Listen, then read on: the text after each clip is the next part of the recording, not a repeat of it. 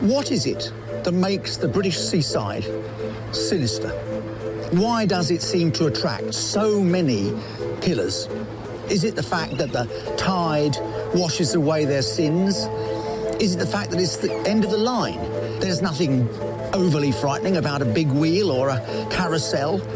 But what is undeniable is that the British seaside attracts and has always attracted death and murder. My name is Geoffrey Wansell. I write about crime, true crime. My opinions may be bold, but they've been formed by writing bestsellers about killers, real killers, for more than 30 years.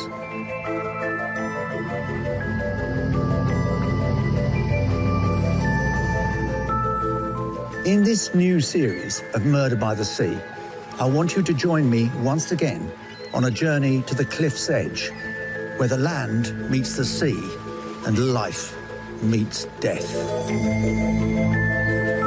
For make no mistake, on the surface, our seaside towns are all fun fairs, candy floss and breezy promenades.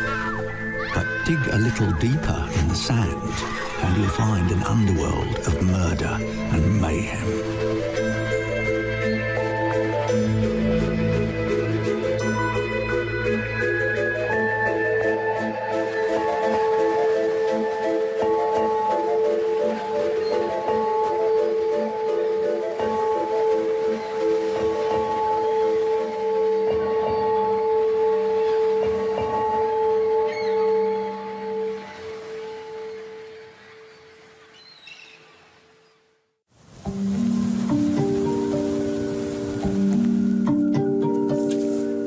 Today, we're in Pembrokeshire in Wales to meet a killing couple unlike any other.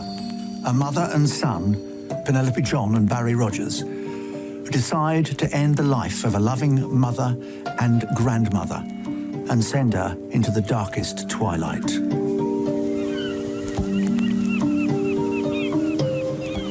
This story is a tragedy of the most evil kind.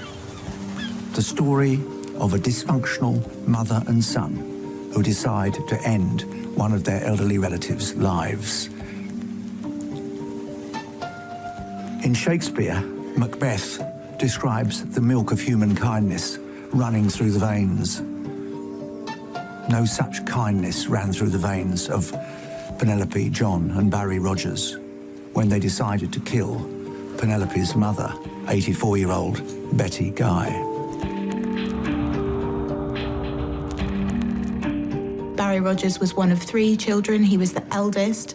Penny John had had him when she was just 17 years old. So fairly normal upbringing. Barry went to school in West Wales. He said that he didn't have much luck in finding any friends. He left home at 17 and joined the army. Spent a couple of years in the army, served 1 tour in Iraq. But by the time he left the army, things had changed a little bit, and Penny John said that she felt quite scared of him. I sort of sensed a real darkness to him. There are a lot of aspects of his personality that came out that made me feel quite uncomfortable. So there was his compulsive lying, his temper, that obviously had a lot of the women in his life quite wary and scared of him. And then there was his time in the army, and that was really hard to get to the bottom of what went on there. But he'd claimed to each of his girlfriends and to his mother that he'd shot and killed a young boy in Iraq, but he seemed to use that as perhaps an excuse for why he had a short temper with his girlfriends, for why he would threaten them, and for all these other subsequent actions.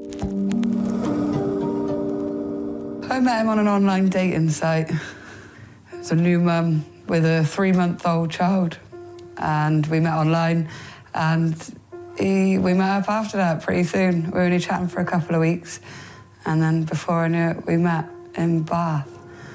He was a man. He was, he had a presence that you knew he was there, kind of thing. We met in a train station where there was hundreds of people, and I knew it was him as soon as he walked towards me. He seemed polite, kind, very interested.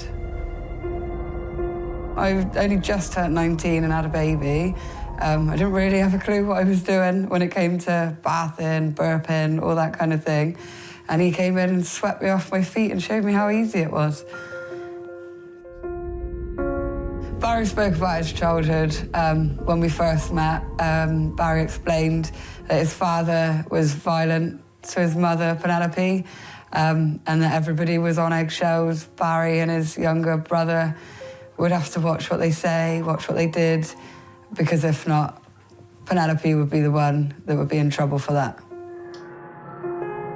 It was only within a week of first meeting Barry that I went up to Wales, to a little place called Cardigan, and bumped into his mum at the time, who was living in a women's refuge.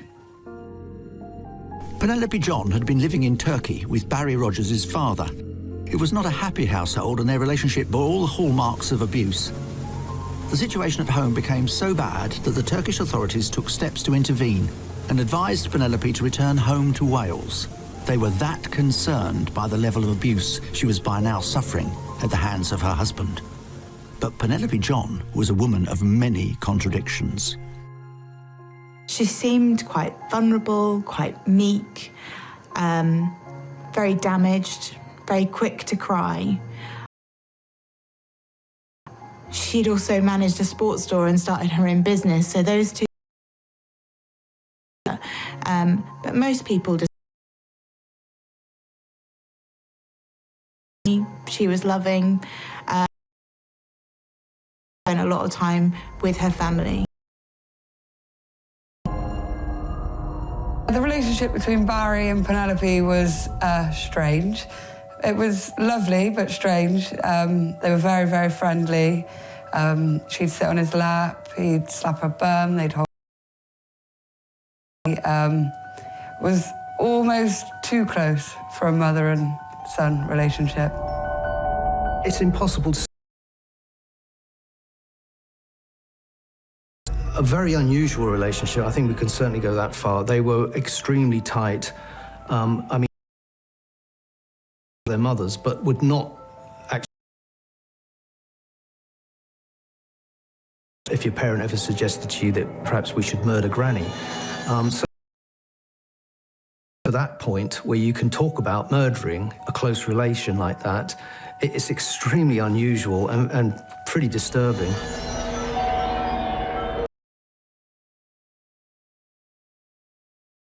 And as soon as my stuff was in his flat, the eggshells, treading on eggshells had to start. But 3 months of being with Barry, he laid his hand on me for the first time. I felt so isolated. I didn't know anyone. If I wanted to talk to anyone, it'd be Penny. If I needed to make a friend, I'd have to ask him. I've met this person. I think they'll be a good friend. And whatever Barry said I could do, whoever I could talk to, that was what I had to do. I told Penny a few times that Barry had made me feel uncomfortable, that Barry, that I. And Penelope would just. It's best not to wind him up. If you need to talk to somebody, come and talk to me. See from Barry last, the entire relationship, it was more mental abuse than physical abuse.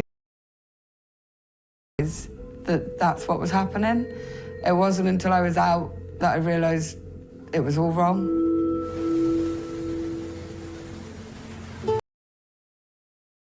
Betty Guy made her sound like somebody that you'd really want to have in your life. She sounded like great fun. People spoke about her having great bands, laugh, just being full of life and full of joy.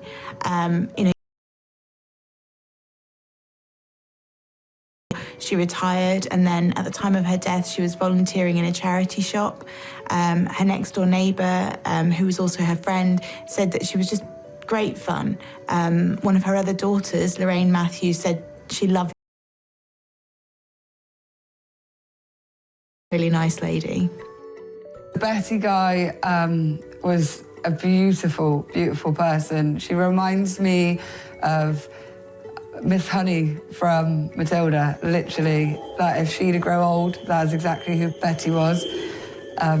She was just a little old lady who did nothing but love and care and make everybody feel welcome. I never told Betty what was happening with me. I wasn't gonna tell her things that were going on, but she knew. She knew.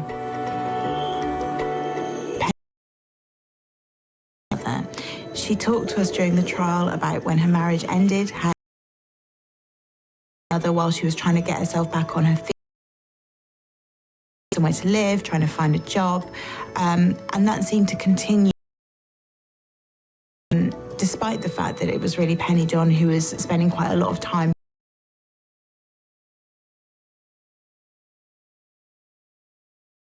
quite a bit, and the fact that she was struggling, you know, she thought she was very ill and was reminded of that fact a lot. So in her head, she was struggling. Barry and Penny had told me, along with Betty, she also told me that she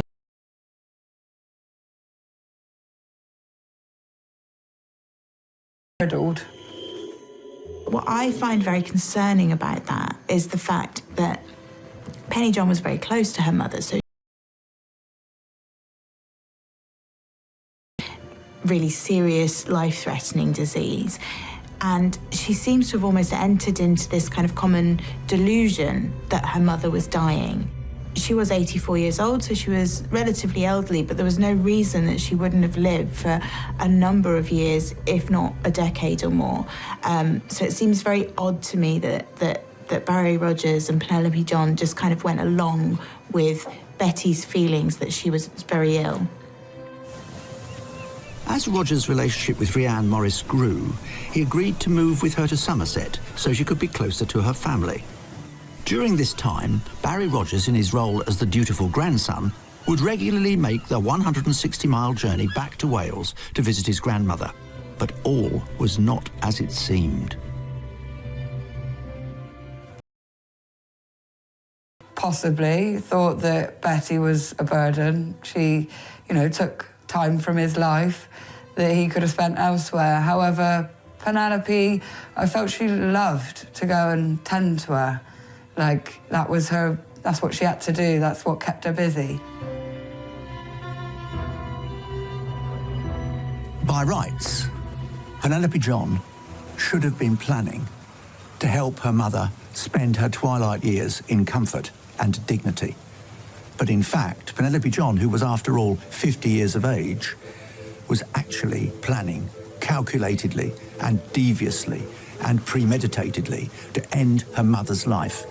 Not for any particular motive other than that she was sick and tired of dancing to her mother's tune. She wanted to be in control of the family.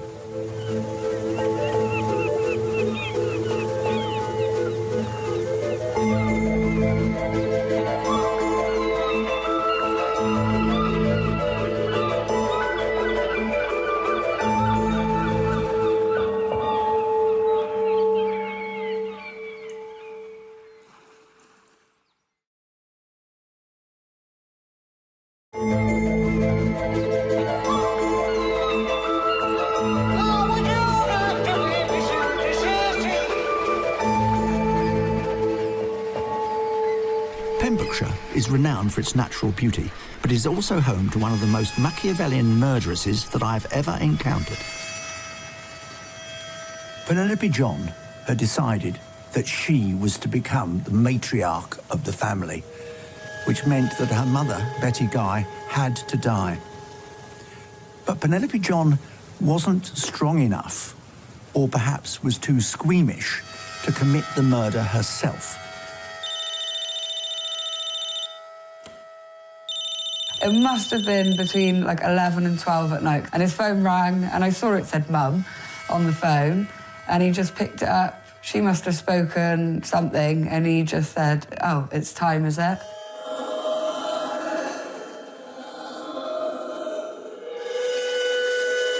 once he'd had that phone call, it was like a mad rush. Like, he was just throwing stuff in the bag. I've got to go. Nan's not well, and pretty much went. It was, I wouldn't even said half an hour had passed. It was pretty much grab and go, and then he went. It would seem that Barry Rogers had arrived at his grandmother's house in the early hours of the morning, that Penny John had given Betty a concoction of drugs. There was a suggestion that that might have been diazepam mixed with whiskey. The old lady is clearly out of it. Penelope says to her son, "Do it, smother her." Barry then had a whiskey himself and tried to smother her with a pillow.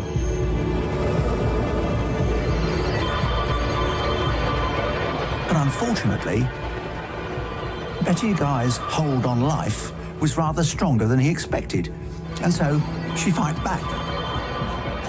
Rogers was on a mission. In the midst of the murder, Barry Rogers takes a break and finds some Dutch courage to continue. The fact that he has stopped to drink whiskey tells me that the murder was planned, and he thought he had to finish the job. So basically, a bit of alcohol to feel better. Technically, alcohol is a disinhibitor. It means that you have impulses inside you, but these impulses usually are controlled, like aggression. You feel you want to slap someone, but you don't do it. You don't do it because you've been taught not to do it. There is in your brain a control over your impulses. Alcohol is one of these substances that actually gets rid of this inhibition. So if you have an impulse, it goes on and you execute the action. That's why alcohol and violence are linked every Saturday night. In his case, he has probably done it on purpose. He wanted to calm down, to compose himself. He took a bit of alcohol. What it shows is that he has decided to execute the action he planned to do. That shows will and planning. All the time, Penelope John is standing there watching, egging him on. Why did he not say no? Why did he not refuse? Because he was in his mother's thrall. Finally, when the poor, tragic Betty Guy's life is violently extinct, Penelope John picks up the phone and calls the police. She said on it, my mother's just died, I think she's died, I can't see a pulse. She was ill, she had bowel cancer. So that was a lie. Betty Guy did not have bowel cancer. There was no diagnosis to say that. And in fact, she'd had tests the previous week giving her the all clear from cancer. So there was some suggestion there, I would say, that they were going to use what they believed was Betty Guy's illness as a cover for her death. The police attended, and so did the paramedics. They certified life extinct, and the police saw no suspicious circumstances whatsoever, other than two grieving parties, Penelope John crying and her son, Barry Rogers, clearly in distress. Betty's GP visited the scene and checked over the body. He was going to certify death and issue a death certificate. Whilst he was doing that, he noticed some slight bruising on the left side of her face, and it was sufficient for him to make comment on it and report it to the coroner's office. For whatever reason, it went no further. The marks on Betty Guy's face have a clinical term, petechiae, these tiny bruises as a result of bleeding under the skin. They often appear on the elderly, but they can also be an indicator that someone has been smothered to death. Because of Betty's intoxicated state, there were no other injuries on her body that would suggest she'd been able to put up a struggle. Now, if she is almost semi-conscious because of the alcohol and because of the diazepam, she wouldn't have put up a lot of resistance. We know she's elderly, we know she's doped. It could have been quite easy for him to smother her. and therefore you wouldn't have had the signs that you normally would expect around the eyes, and you wouldn't have had any defence marks or anything of that nature. She would probably have gone very quickly and very quietly. With his grandmother lying dead, Barry Rogers slipped effortlessly into the role of bereaved grandson. I didn't hear from Barry again until later on that evening, where he sounded quite drunk, or like he'd had a drink, and he was very upset and basically said that his nan had passed. He didn't really explain how she died, he just said that she'd passed. I didn't really get an explanation, I just assumed that she died of cancer. Matricide is unusual, to say the least, but to incorporate your son in killing your mother is extremely rare. We don't normally have male and female killing teams. That's very unusual. Rogers and his mother had formed a killing couple quite unlike any other. Indeed, I believe that theirs was an unholy relationship. What is interesting in this case is that obviously John and Rogers were very close. Actually, I would say probably too close. At some point in development, people start challenging their parents, they start creating their own values, they start building up their own lives, right? It seems, at least at first, that Rogers is in total acceptance of what his mother wants from him. What is striking for me is that that's typical of children in a very young age when they seek the constant approval of the parent. But usually you grow up from this. Usually you build your own identity, and if I can put it this way, you develop your own mind about things. It seems here he has followed his mother's plan because his mother told him. And that would indicate that he's still in this frame of mind of seeking the approval of the parents, irrespective of what that implies or of the consequences of this. Between them, mother and son had carried out the most callous of all murders.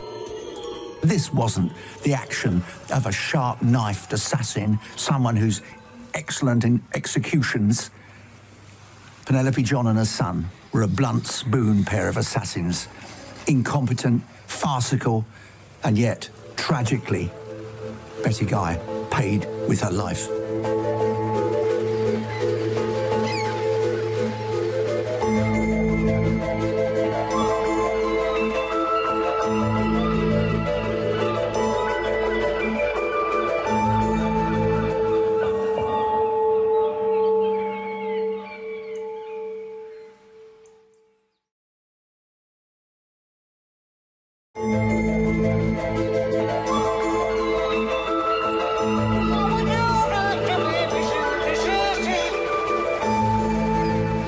Betty Guy from Pembrokeshire had been a loving mother and grandmother who was killed instead of being cared for by her family, and they were determined to get away with murder.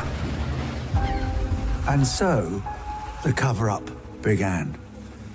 Penelope John insisted that her mother had died of natural causes. In fact, the death certificate suggested that she'd done so.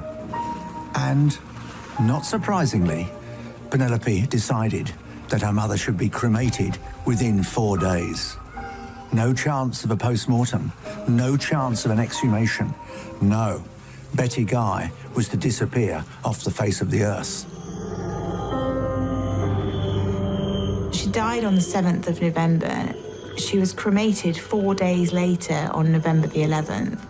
Now, Penny John and Barry Rogers claimed that this was Betty's idea and that she'd organised her funeral ahead of time, but we heard no evidence from the funeral directors to say that this was the case.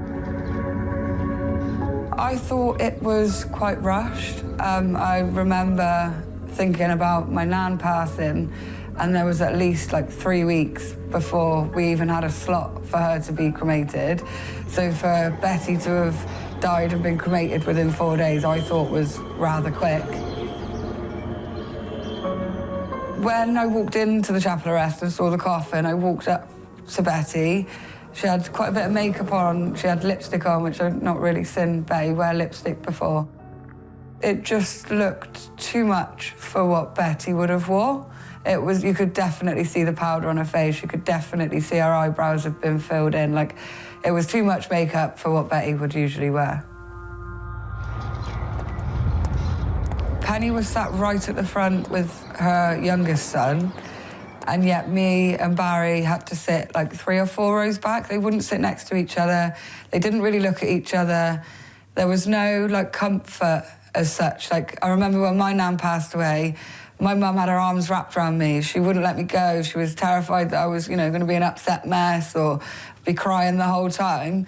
My mum supported me through it, so I did find it strange after the fact that they didn't sit with each other or, comfort each other. For a very long time indeed, Penelope's plan worked. She pretended to be the dutiful daughter, scattering her mother's ashes at the bottom of her garden so that she could be close to her. It was an act of wickedness. Barry, after the funeral, was definitely more pent up, is the word I'd use. He was definitely on edge. I definitely had to tread on eggshells, even more so than I did before. The beatings were worse, over the most pathetic things that would never have been an issue before. As the weeks after the murder passed, so the tirade of physical and mental abuse inflicted by Rogers upon his girlfriend, Rhiann Morris, intensified. I was living in the town where my family lives, all of my friends live. Everybody knew me, nobody knew him, and I still felt like I was just trapped on my own. But it seemed the burden of his crime was becoming too much for him. He made an attempt at suicide, and I thought he was dead. I phoned the ambulance. They quickly told me that he had attempted to take his life, so he was sectioned, and the day he was removed by a section was the last day I saw him. I don't even think I was with Barry 2 years from start to finish. I think it was just shy of 2 years, probably about 18 months or such, but it was long enough. There can be no doubt in my mind that Rhiann Morris had a lucky escape, but to this day she lives with the mental scars this cruel, controlling man inflicted upon her. Being with Barry was the most difficult time that I've ever had to face in my life. And talking about it brings back things that I've buried before. Yeah. But despite showing some signs of being remorseful, Barry Rogers was no such thing. Penelope John and Barry Rogers absolutely must have thought they'd got away with it. Betty Guy had died, she'd been cremated very quickly, and nobody had any suspicions whatsoever. Her death had been put down to natural causes. And a lot of the lies they told, like about how Betty having bowel cancer, just weren't found out at the time. So they went back to their normal lives. 4 years pass. Betty is a history. Penelope hasn't gained any kind of financial benefit from her mother's death. In fact, all she's inherited is a tumble dryer and a washing machine. Her mother was on housing benefit, pension credit. There was no house to be sold, no fortune to be made, which makes this crime all the more unpleasant and devious. It was all about Penelope John's ambition and drive, and her insistence that she alone should decide what happened to her mother. You might also ask yourself, what of her son Barry? Barry, in the end, was to prove his mother's undoing.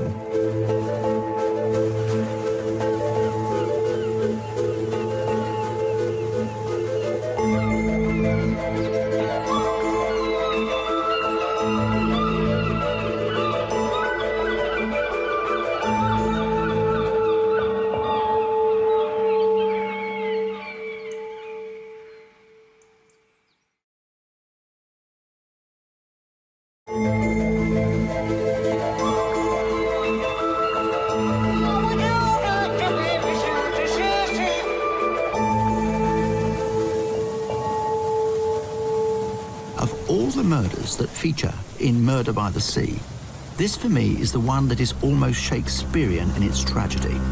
Like Lady Macbeth, Penelope must have told her son, what is done is done. But he could not control his own pride. And it was that pride that was in the end to lead to their downfall. Following the murder of his grandmother, Barry Rogers had been admitted to a mental hospital. After his release, Rogers drifted from relationship to relationship. And astonishingly, he seemed eager to repeatedly confess his deepest, darkest secret. The hapless Barry Rogers, in the end, could not keep his mouth shut. He bragged relentlessly to his female partners that he'd suffocated his grandmother. To me, it seemed like Barry was either quite proud of what he had done and was boasting about it to his girlfriends, or perhaps a kinder view would be that he was quite remorseful and that was why he couldn't keep his mouth shut. But he did tell 3 of his ex-partners what he'd done. He told Sandra Adams was the one that actually went to the police, and she did that in 2015 after she'd broken up with Barry Rogers.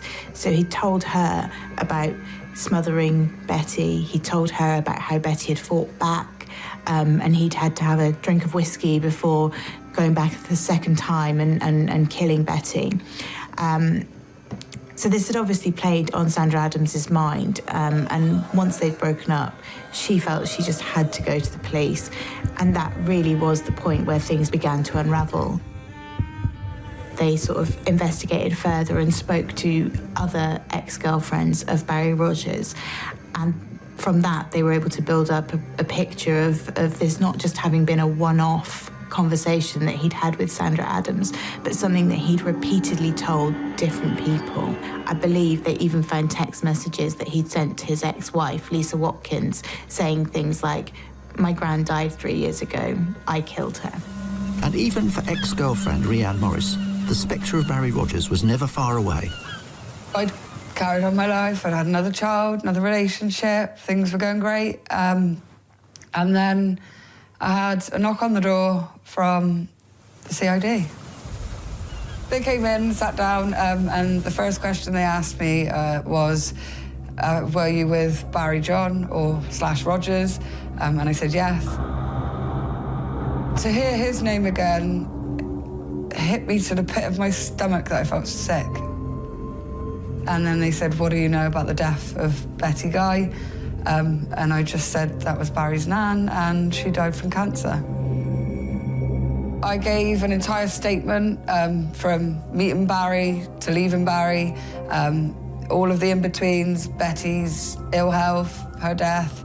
And then once I'd given my entire statement, they said to me that they had reason to believe that this wasn't, an innocent death and that she'd just died of cancer. They said that they thought that she'd been murdered.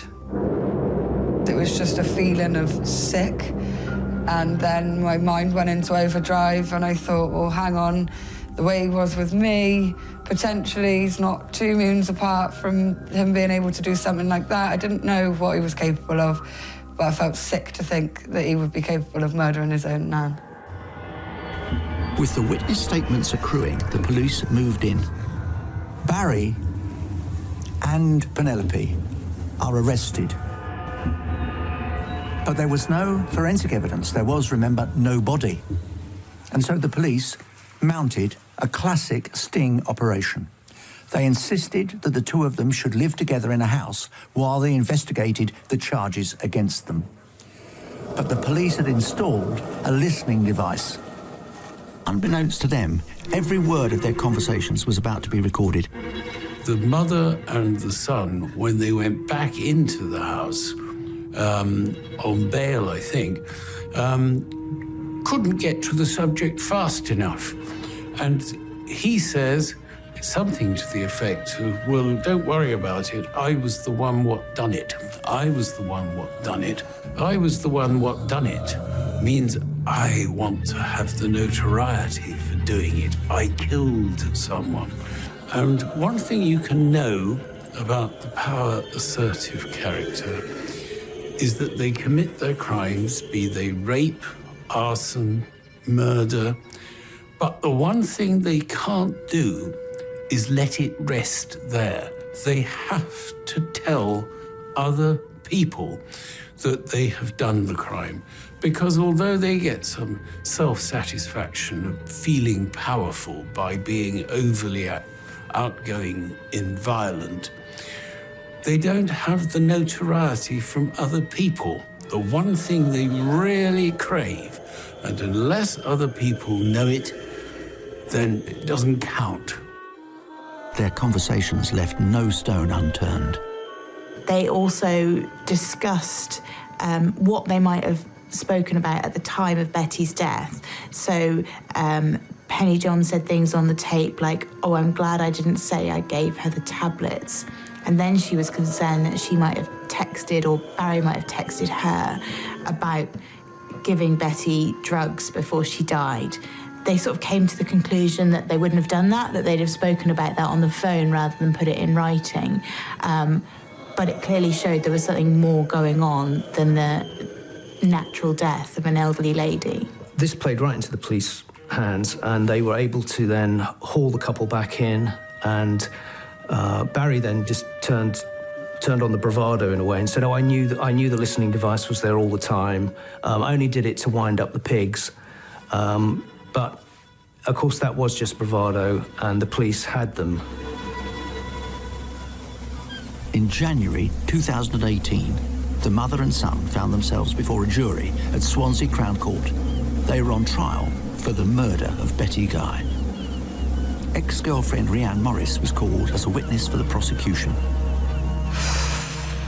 The first day of court, so the drive up, I couldn't eat, I couldn't drink, I felt so sick. When I walked into that courtroom, it was like slow motion. I just felt lost, like I shouldn't even be here, like, why am I here? And then to see all those people, to see the jury, and then to sit down and see him was sickening. Barry stared at me from the moment I walked in the room, into the courtroom, all the way around the tables, and as I sat down, I could still see and feel him staring at me the entire time. One of the points of mine and Barry's relationship that they chose to pick on was that I'd fallen pregnant with his child. I was a little far gone. I was 16 weeks, 4 days. But Barry was still hitting me while I was pregnant with his child. So I did leave and go to Somerset and have an abortion because I felt that that was necessary for myself, my child, and my unborn child, that nobody should be part of that. And his defence turned that into, I convinced Barry to fall in love with me. I fell pregnant with his child, and then to hurt him, I took myself to Somerset and murdered his child to get at him. The 6th of March stays with me every day, and it will do for the rest of my life. The fact he tried to use that as part of his defence when he knew that that broke me hurt deeper than anything. Even in his darkest hour, Barry Rogers continued to prove himself as a man who would stop at nothing to attempt to degrade the innocent and deflect from his own shameful guilt. There was another interesting aspect that was sort of reported on by Rhianne Morris, who attended the funeral as Barry Rogers' girlfriend at the time. She was asked by the prosecution whether or not she'd seen any marks on Betty Guy's face. Now, this was something that the doctor who examined Betty after she died had said he'd seen sort of small pinpoint bruising.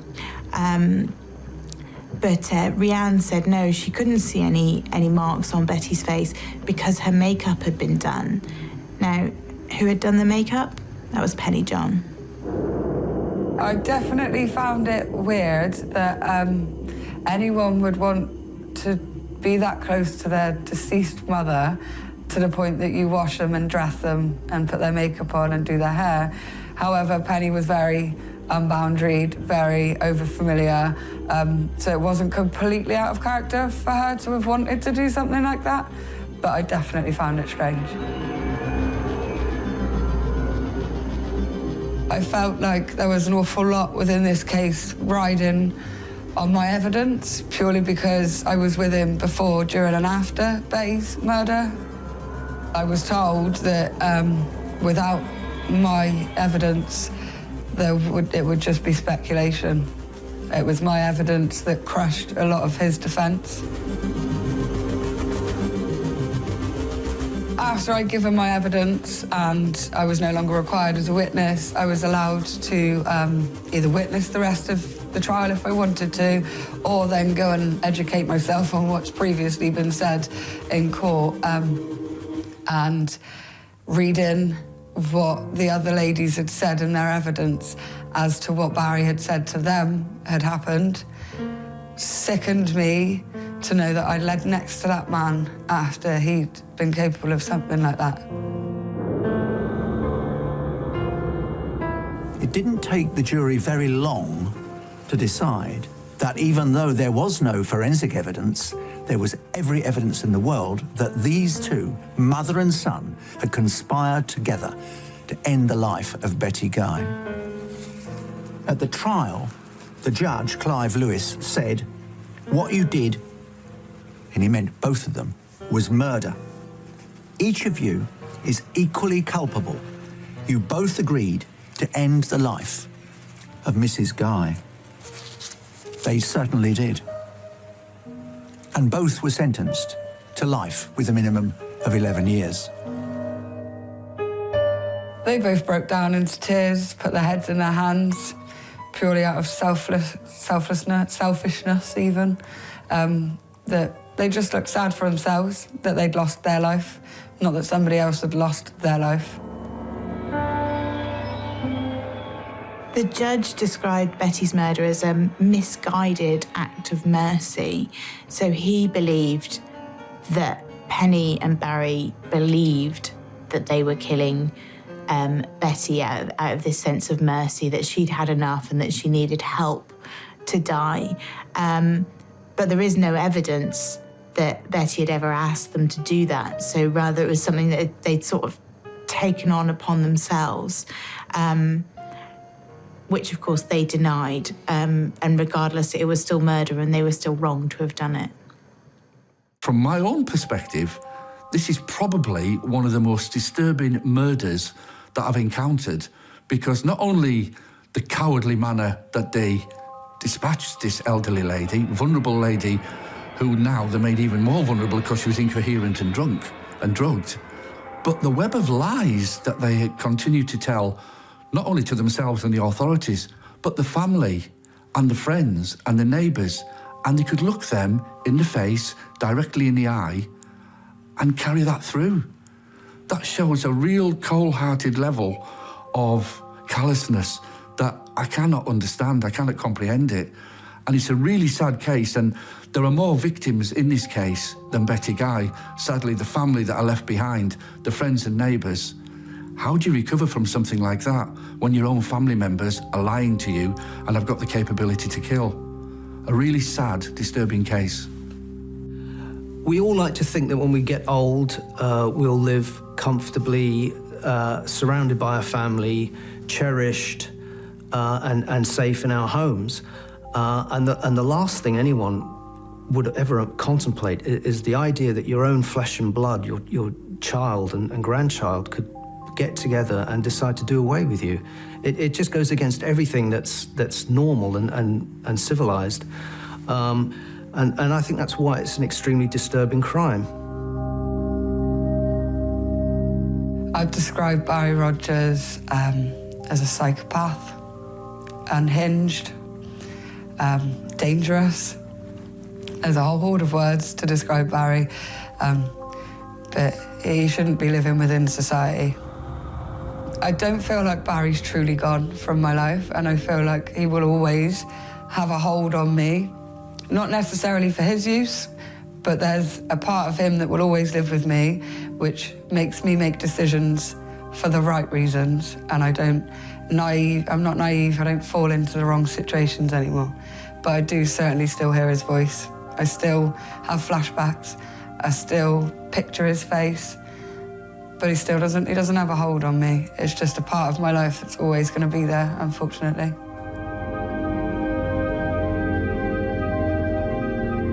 The Barry I met at the beginning was lovely, beautiful, picked me up, showed me how to be a mother, made me feel lovely, everything you'd want from a man. And the Barry I left at the end was your worst nightmare.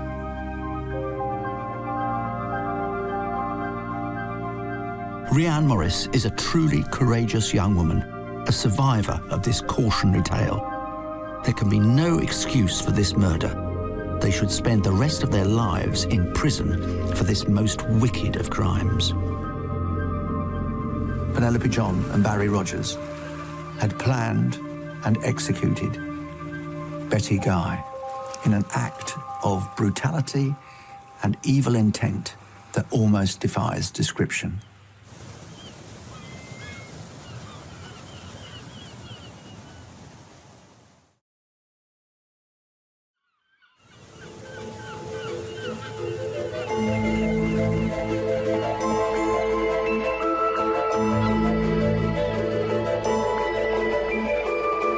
Join me, Jeffrey Wansell, next time for more Murders by the Sea.